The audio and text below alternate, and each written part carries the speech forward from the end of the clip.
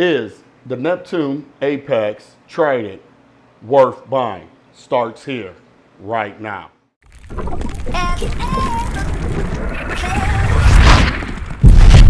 Are you listening? Damn.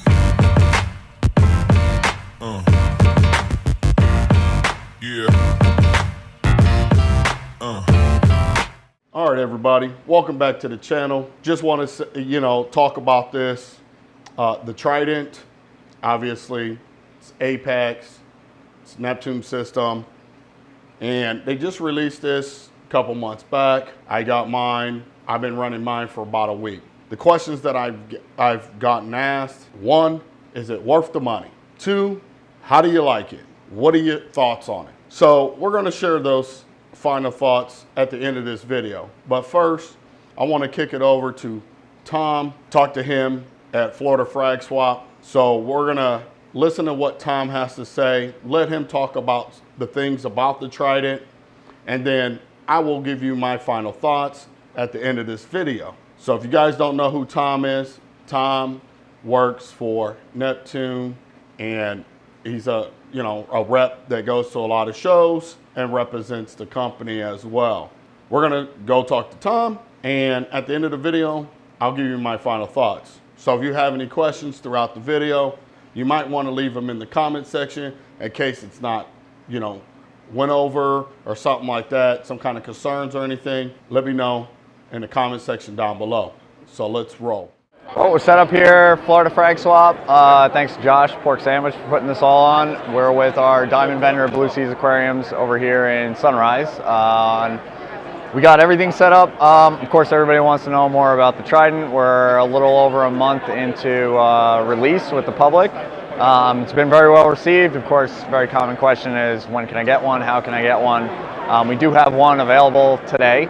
We're raffling off the unit for sale at the end of the event.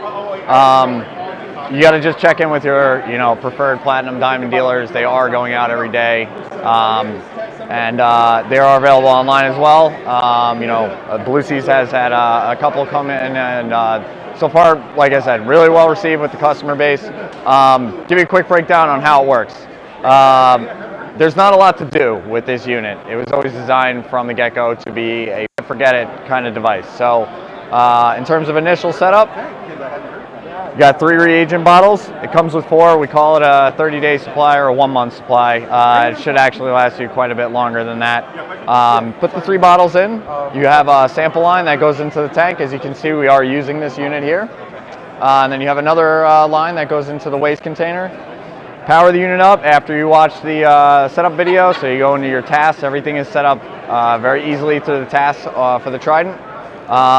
Self-primes it and starts running tests, automatically scheduled. So in terms of setup and things that you can do with the Trident, hands-on, not a lot. It was kind of the whole idea, was to tank and get readings. So I've actually got my tank at home in New York right now that I'm showing here.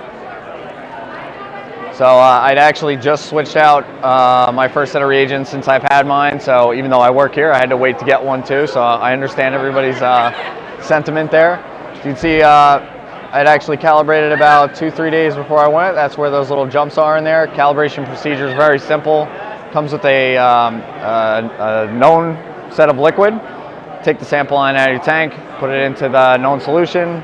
It runs a series of tests, zeroes the machine out, if you will, and then you put the sample line back in your tank. So it's actually been incredible every time I've been traveling lately to see that my alkalinity number, the value, is actually going down every time I go away. So last time I came home, I'm wondering, is it from not scraping the glass, or is it from the windows and the doors, not being open in my apartment? So I go home, I don't scrape the glass, I open the doors, I act normally, and the alkalinity continued to go down. So there's some sort of correlation between not scraping the glass for 6, 8, 10 days in a row versus when I'm home, I do it every 2 days, just so the tank looks clean.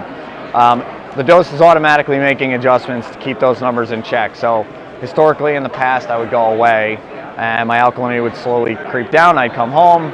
You don't know what happened in between. You just know what happened when you left, and you know what happens right now today when you check it. So for now, now everything's changed. I'm able to see these trends, whether I'm home, not home, And the Apex is automatically making adjustments to it, real time. So for me, this has been a total game changer, just as pivotal as getting my first Apex. I've had my Apex, I guess, like 6-7 years. I've had a Trident now for going on 5 months or so. And my tank is definitely blossoming as a result of that. So questions I have on it, because as a new user of this, or just somebody who's wanting to look at it and say, all right, what is it going to do for me? You can tie this in with the dose and say, all right, let's say you find a test that has a low alkalinity, you can go ahead and say, let me set the dose to bump it up. correct. So there's 2 ways of doing it. One would be that you can see the trends and you can make the manual changes to the dose profiles yourself. So you could go in there like you have in the past and said, this is what's happening, this is where things are going. Yeah. I want 50 mils instead of 48. We have automatic dosing control, which I could show you probably a little easier over here. All right, so if you were to go into the task, all right, and then you scroll down, all the Trident related stuff is all down here. We have it all grouped together.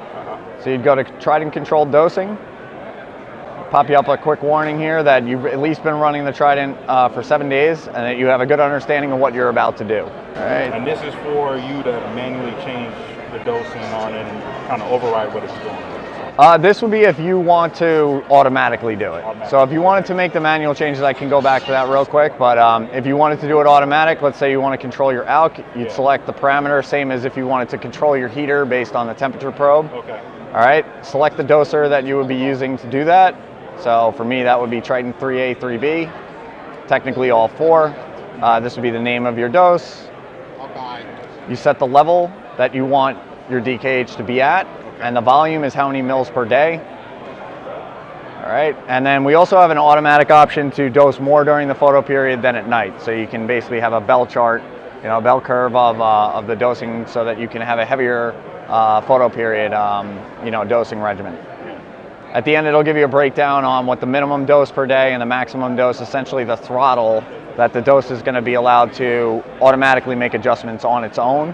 If it gets out of bounds on any of these numbers, meaning if it's below 8.2 or above 9, you're going to get a text message. The control dosing is going to be suspended, and it's going to go back to a fail-safe dosing, so essentially a safe number. As far as the reagents go, you get 4 bottles in a set, so you get 2 of the A, 1 of the B, 1 of the C.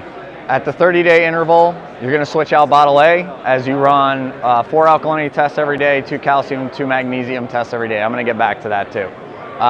So at the 30-day mark, you're going to switch out reagent A. The graphs actually do have an indication as to how much reagent you have left in each of the bottles respectively, how many tests remaining you have, and how full the waste container is. When you switch out the bottle, you can empty your waste container. A 2-liter bottle should last you 30 days without a problem whatsoever. And then at the 60-day mark, you're going to replace all 3 sets of bottles. Obviously, you'd asked me yesterday too about the frequency of tests. So there's the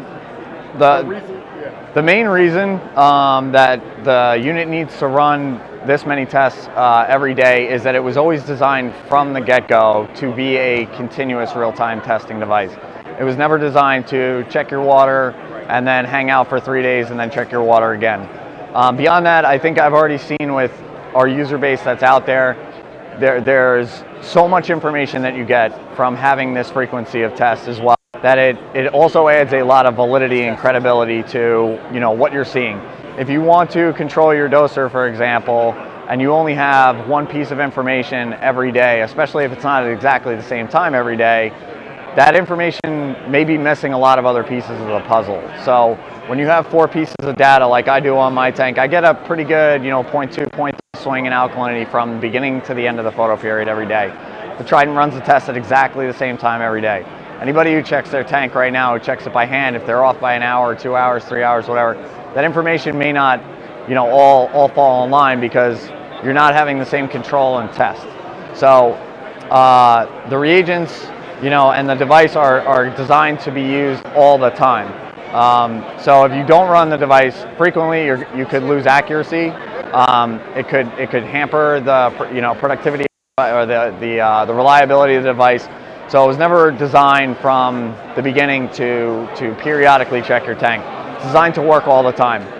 With that being said, you know, you're talking about 30 days before you ever have to touch the unit. It's the whole idea. You know, 12 times a year you have to put your hands on the trident. You think about all the other things in your aquarium that you have to use, you know, something or do some sort of maintenance on periodically. We wanted that to be the opposite with this. So some of the engineering and design features, you know, require that the device works all the time for it to keep that accuracy.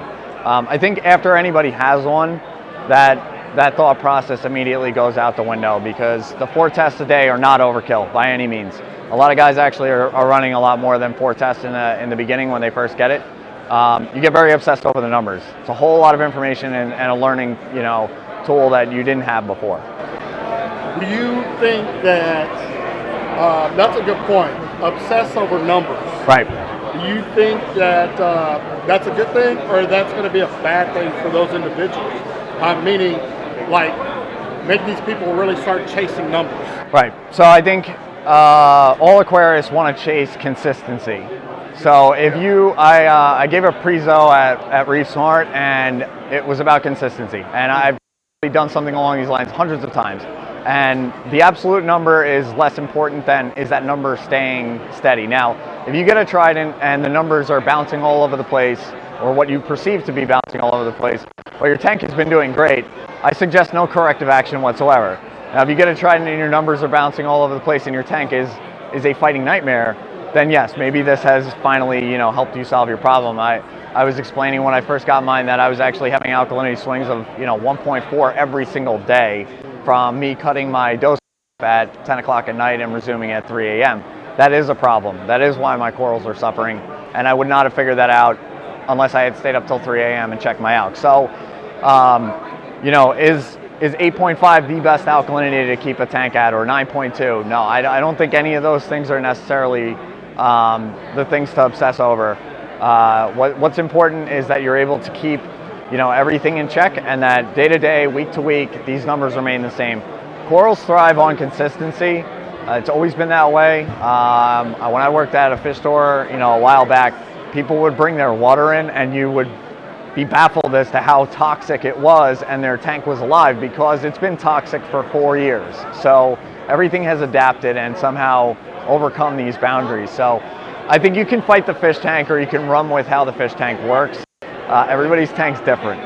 You can go after the ideal number and hit it 2 days out of 7, right, in a 7-day stretch, and think that your tank is doing great, and the other 5 days that the number's way off. Or you can be off on the number consistently by, you know, 6 to 7 days a week. And personally, I've moved away from doing large volume water changes on a really high frequency, because you can see with the ORP Pro, for example, after you do a water change, how long it takes the tank to rebound, you know, to equilibrium. So theoretically, if you're doing a water change every 7 days and your tank takes 36 hours to rebound back to happy, you know, you lose 36 hours of growth. We spend a lot of money on trying to get all this other stuff to make your corals grow faster and all this stuff. And if you're going to take that out of the equation right away, and you're going to cut 20% of your grow, you know, that's really going backwards. Now, I'm not suggesting that you get away with doing no water changes in any capacity, because eventually things may get out of control, and everybody has their own little way of doing it. But I think being able to mitigate a lot of that stuff and dampen any up or downswing in anything is really what's going to help the tank do better over time. So I think I became a bit of a number chaser for sure when I got the trident, but I learned a lot about what was happening that frankly I didn't know before. I've definitely gotten more alkalinity tests alone in 30 days of having a trident than I have ever done in my entire life. So I'm glad that you say that, because you did mention you chase the numbers. A little bit. But this helped you understand why Absolutely. your numbers were going up Yep. and down and fluctuating. So I was actually, I had really good timing getting the trident. Right around Thanksgiving or so of last year, my big corals in my tank really started to take a turn for the worst, and I hadn't changed anything. I haven't added anything to the tank since Indonesia, etc. And the corals got big enough to now create a vacuum of alkalinity in the tank. Now, I had no idea this was happening. I was actually going crazy, was having the tank paranoia, sending out ICP OES tests, checking water. I never checked the water at midnight to 4 in the morning, so I never knew that my alk was actually dipping into the high 6s from the 8s that it was, you know, during the day. I got the trident. When it gets a test that it doesn't think makes any sense, it retests. And so it was doing this every day at 4 in the morning. So I think something's wrong. Well, it was. There's something wrong with the fish tank. So by me cutting off the doser 2-3 hours before the lights went off and then putting it back on 2 hours later, I'm still having these crazy pH swings. So I didn't just do this for no reason, all right?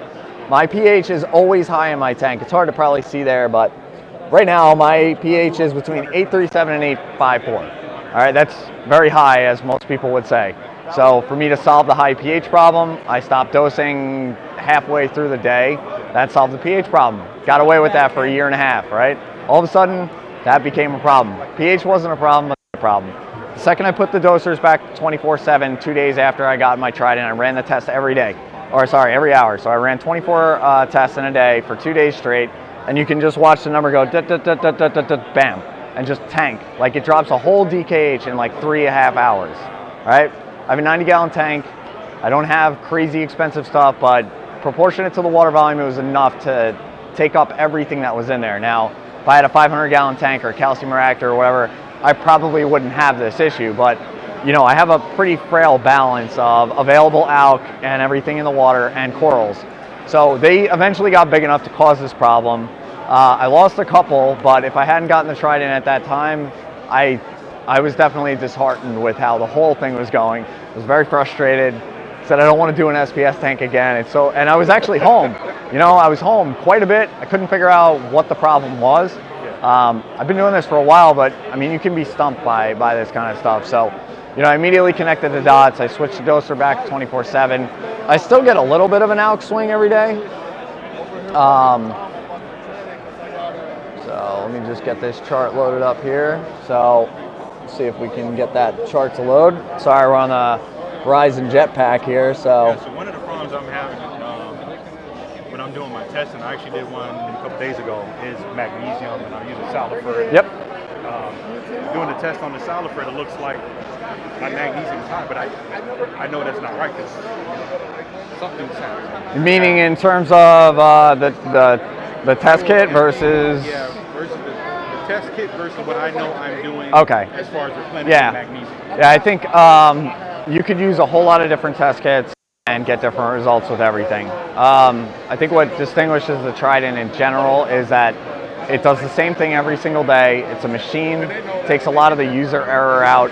There's also bias, which I hadn't really thought about a lot until Terrence had discussed a couple weeks back, which is, you know, you're doing the test and this is the number you want to hear. Yeah. So you may be, you know, tinkering with the test or skewing the results because it makes you feel better about what you're getting.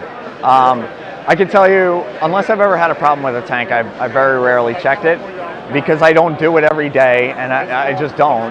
I don't have a high degree of confidence in what I'm seeing. So if I checked it and it said the alk is 7.5 and I go, you know, the tank still looks okay, I wouldn't change anything to what I was doing because I don't trust 7.5 is accurate. With calcium and magnesium even, it was always the same. They're very long time consuming procedures, and I was already aggravated to be doing them in the first place. I can tell you with a high degree of confidence that I make this all the time when I'm not home now, and I have very little concern as to what's going on. I trust it a whole lot better than I trusted myself with the hand check, you know, hand testing kits of any type. So, yeah, it's a total game changer on that. But I mean, you can see I'm still having some alkalinity swings a little bit, if you want to call it a swing. So again, with the chasing numbers thing, do I want that 8.5 all day, or is 8.27 to 8.55 every day? Is that okay? So for me, things are doing great like this. I know that my tank is thriving right now, so this is what I want to see.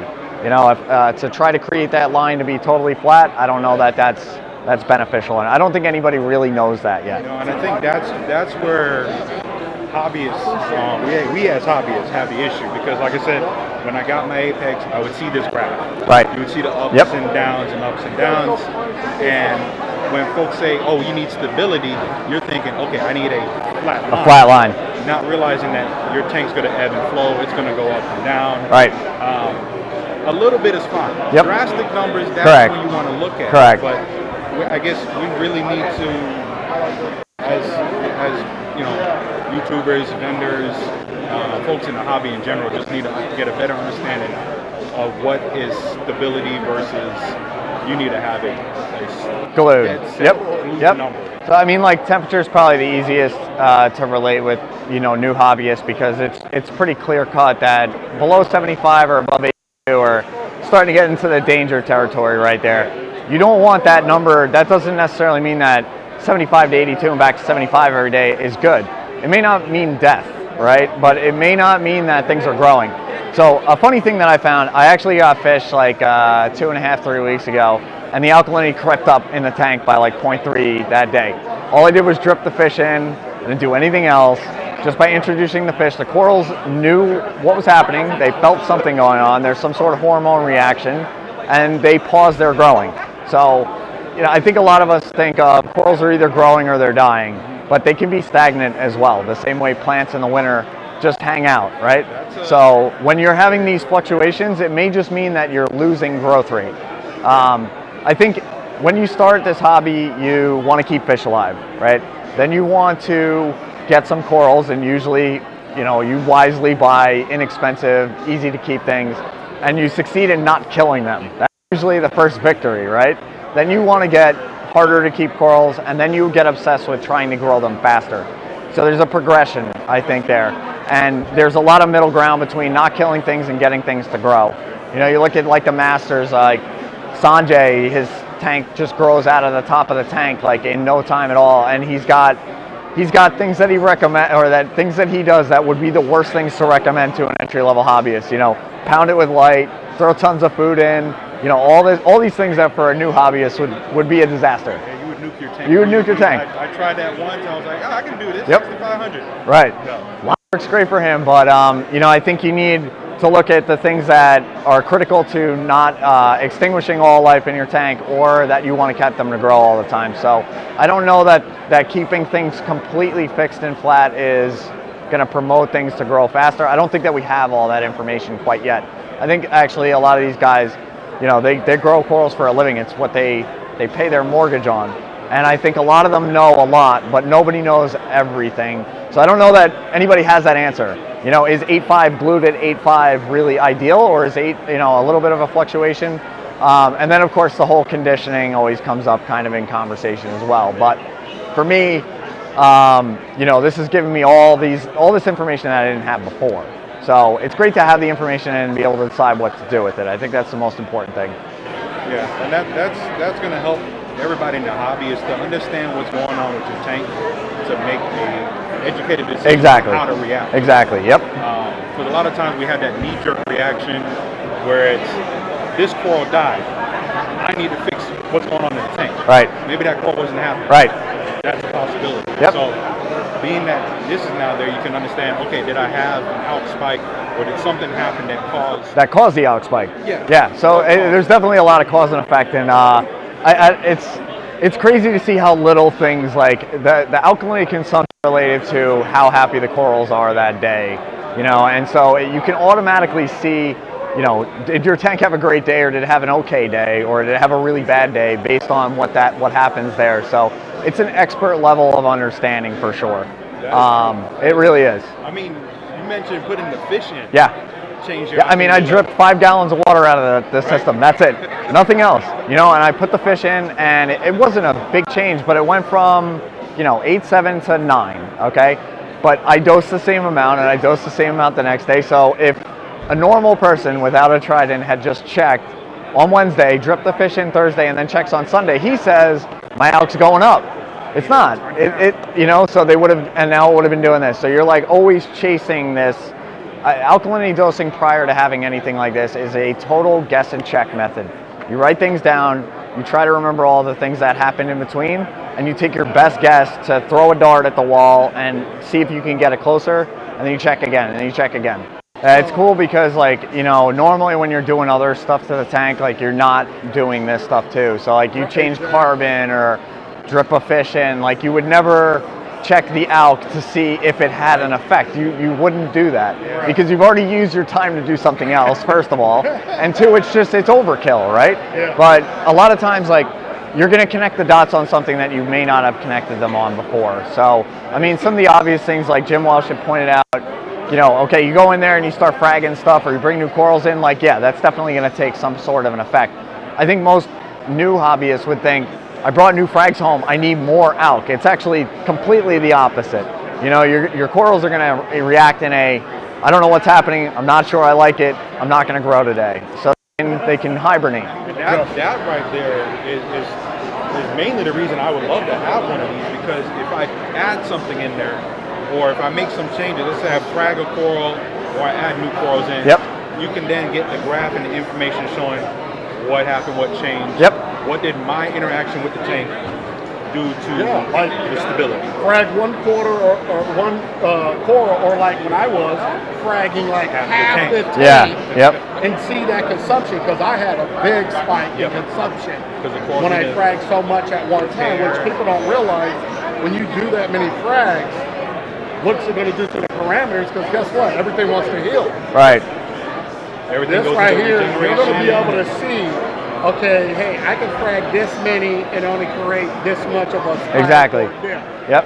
I mean, it's awesome, man. And you're in the big tank mentality, you know, like I think most hobbyists have a 100-gallon tank or less, and so these things, they take a really big effect, you know. And this is, I run this on my LPS and softy tank as well, so the swings are a lot, you know, less severe compared to the other tank, but things definitely still happen, and those things, you know, so this is not an SPS tank only thing, this is all aquarium thing.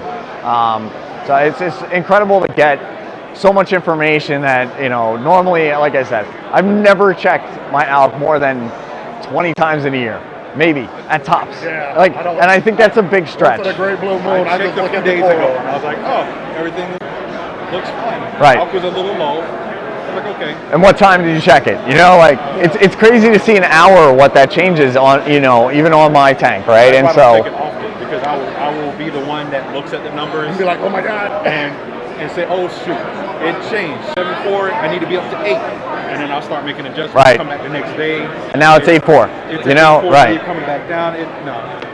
Yeah, it's awesome to be able to make minor adjustments and see exactly within, you know, 6 hours what effect that's taking. So you can play it safe and make more frequent changes with less fear, you know.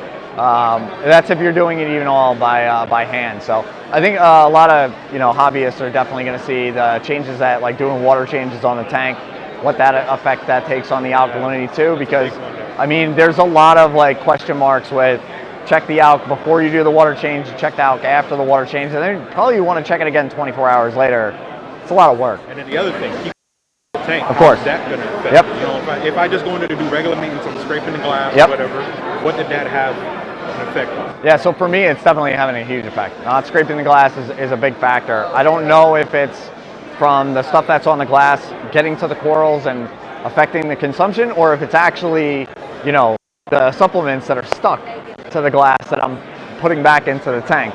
So I haven't really connected that dot yet, but something I would have never figured out, you know, having not had this. So When would you say you're probably going to get another batch of these out? there are no batches is the best way to explain it. It's Monday, Tuesday, Wednesday, Thursday, Friday. So we're building every single day. They go out every day. Your platinum, diamond local retail stores are getting them. There are lists miles long at every place, so patience is a little bit of a virtue right now. The success rate of customers having them has been phenomenal, and that's something that we don't want to suffer. I can't remember any aquarium gear that was being bought or resold on a third market at all, you know, or secondary market at all. I've seen that happen with fish, corals, whatever. I've never seen it with equipment. So obviously a lot of people want them. We're building them as fast as we can.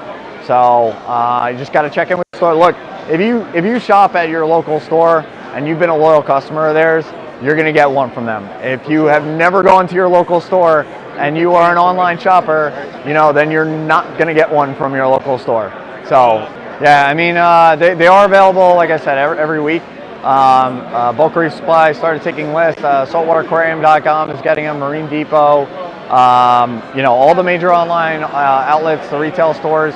This will subside at some point. I don't know what that point will be yet, but at some point this will subside. Look, it's out now. You know, I've seen Rico at I don't know how many frag swaps this year, probably 10 or 12. And the first 4 or 5, the only question that I got at all about any orange box was, when is it coming out? When is it coming out? When is it coming out? So I could still be answering that question, and we would have 0 happy retail customers, and we could have waited until, you know, December or whatever it may have been to have built a lot. They still would have sold out. And I would still be answering the when. Now it's just when can I get my hands on one. So, you know, I think everybody who's gotten them is happy, and I'm happy not to be answering the overall broad question anymore. I answered it thousands of times. So, Appreciate it, Tom. no problem. Definitely. All right, everyone. So now my final thoughts after you guys got done watching the video. Hopefully you guys got a lot of your questions answered. So real quick, you guys know I love to just be open and real and transparent with the community. That's just how I am. That's how I believe that's how everyone should be. So with that being said, my final thoughts, but a quick shout out to saltwateraquarium.com. Reason they're getting the shout out is because they believe in me. They believe in what I do and bring to the community. And I know a lot of you guys like to know about certain products and for me to get my hands on it and give you guys an honest review. They make it happen for me. So shout out to them real quick. Appreciate it, guys over there. Doing an awesome job. Keep doing what you do for the community. Now, my final thoughts with that being said. To be honest with you, I was all over the place about it, okay? I didn't know what to think. You know, my first thought was, okay, great. People are going to continue to be even more lazier and not be in tune with their aquarium. The truth of the matter is, from what I've experienced, you're even more involved in your aquarium. There is that effect of wanting to kind of chase numbers. Please do not do that. At the end of the day, use it as a tool to help you fine-tune things and look at consistency, because stability and consistency is in key with growing your aquarium to its full potential. As outside of that, I think it's a really awesome piece of equipment, to be honest with you. I mean, I know people complain about pricing and stuff like that all the time, but at the end of the day, for 600 bucks for this unit, I think it's worth it all day. The simple facts of some of us get busy, tied up with everyday life. We don't get to test our aquariums like we should or on the exact time like we need to be doing. Meaning, you know, there's so many times that I personally try to make it home after doing clients or whatever the case may be to test exactly at 12:30 every day or once a week. You don't know how many times I have missed that by an hour or 2 hours or whatever. There's no sense of me testing. This unit here will do it for you every day, how many times you want it to do. The minimum is 4 times a day. As far as alkalinity, calcium, magnesium, twice a day. Those are your minimums. I'll be honest with you. I mean, I don't understand how anybody would not want something like this on their aquarium. Not just saying it, be totally honest. To me, I think it's a game changer. I'm just being honest. Now, as far as long-term use, obviously nobody knows. You know, if all the kinks are truly worked out of it, I don't know. Even if it ain't, they're gonna make it right. They're gonna make sure everything's obviously everything. And I truly don't believe that they released it prematurely. But it's still young, don't know. I've had the unit for about a week, and I will be making an update video about what I'm seeing, what I'm experiencing with the unit itself. Right now, it's been working flawless for me. I'm really digging what it's doing, and I think it's definitely should be part of anybody that's in this aquarium hobby should put one on their aquarium. That's just how I feel about it. There's nothing that's going to make me feel any different from what I've been seeing in the past week. And just talking to Tom at Neptune System and just bouncing so much of my concerns and stuff off of him. I mean, just really down to earth dude. I'm very, educated when it comes to, you know, as far as aquariums and stuff like that. But this is really a game changer. I can't say enough of great things about it. I don't want to drag the video out much longer, but to me, if you're going to spend the money on the corals that you're keeping in your aquarium that are pretty expensive, I think this should be part of your aquarium system to make sure that those corals are going to thrive, you know, because you can see if you're getting spikes and all kinds of stuff like that. I'm just saying. Hats off to Neptune Systems for bringing a product like this to light and helping the community out in a major way, to be honest. I think it was probably one of the best things that I've seen in 24 years of reefing that could have ever hit the market, to be honest, and bring this type of system to us. So appreciate it, guys. If you guys have any comments down below, make sure you guys like, comment, subscribe, share this video. Always shout out to my Patreon side of things. Appreciate you guys for the love and support, going above and beyond for this channel. It means a lot to me. You guys keep doing what you do. And with that being said, this is Rico.